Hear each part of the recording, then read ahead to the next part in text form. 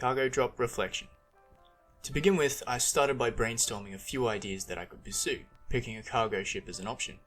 Unfortunately, after I filled out the level abstract and looked at reference images of existing cargo ships, I realized that I would not be able to complete the level within the time frame.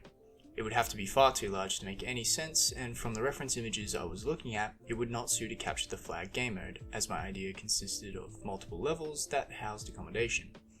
As you can see in this image, all accommodation is on one side, which is not ideal for a capture the flag.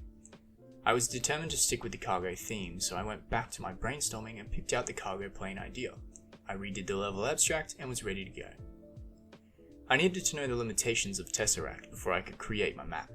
To do this, I simply made a test level where I was able to identify the max jump height, rocket jump height, jump distance, and rocket jump distance. I also used this level to figure out the height that the player could crouch under, as I knew I wanted some form of access tunnels. The final thing I wanted to test was the weapons. I was able to notice that the railgun is handled with a raycast, which meant that it will instantly hit an enemy, but has a much slower fire rate. In contrast, the pulse rifle uses a projectile that can be dodged, but fires rapidly and can potentially kill the user with splash damage. Armed with this information, I was able to make considerations about how I should lay out my map design. I was able to consider the weapons within level 1 as there is lots of cover, which supports the pulse rifle. Players don't need super accurate aim and can rely on their reflexes to push through to the opposing side. Level 2 houses the flags and supports the railgun, as players can watch over the middle ground and snipe any incoming enemies as long as they are accurate. The access tunnels are not really designed for combat, therefore the first to shoot will win, and it is designed as a sneaky alternative route. When I was outlining the different playstyles, I put myself in the shoes of the players and drew possible routes that these different players could take. I did this by taking a screenshot of my map plan and drew over it with color-coded lines.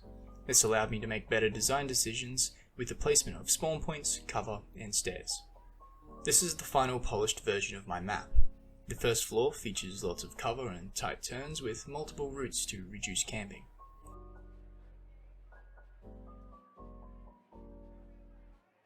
You can easily drop down into the tunnels, which will pop you into the middle of the battlefield and is mirrored for both sides.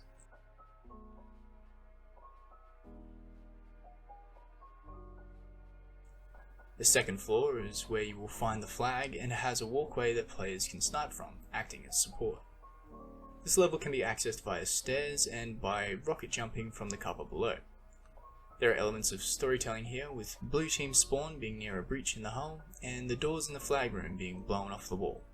This helps signify that the blue team is hijacking the plane in an extremely aggressive way. I wanted to use assets from CG Trader, but unfortunately the models were extremely confusing to unpack and wouldn't work within Tesseract. I decided to model two different sizes of cover and a door. The cover was relatively easy as I modeled a crate of sorts and stacked it to create cargo that could act as cover. For the larger variant, I simply scaled the cargo up and stacked more on top. The door was extremely straightforward as I cut a corner out of a rectangle, added a handle and called it there. I then went into Photoshop and layered images and textures on top of each other and loaded it all into Tesseract.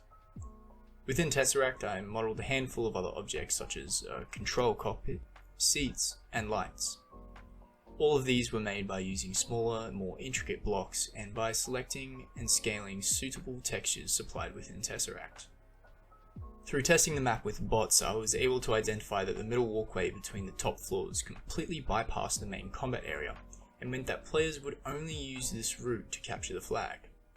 I removed it, which meant that the players would be forced to use the lower levels or test their mastery of rocket jumping. Another change I made was offsetting the door from the stairs on the blue team side, as red team could camp from across the map and instantly kill players as they walked up the stairs.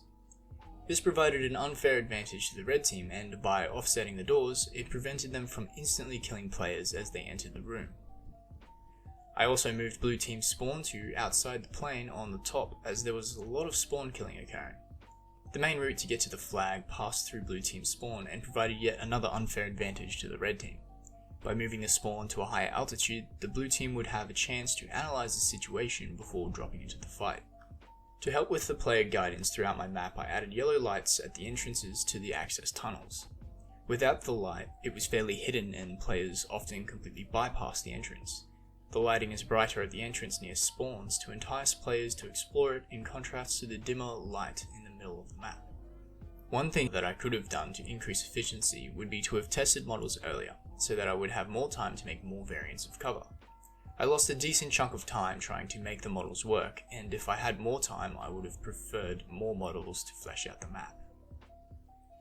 There were multiple design goals that were effectively achieved, such as allowing for different playstyles, the story behind the map, and the visual aesthetic that I was going for. The Russia playstyle is supported by having a short map alongside lots of cover and tight corners.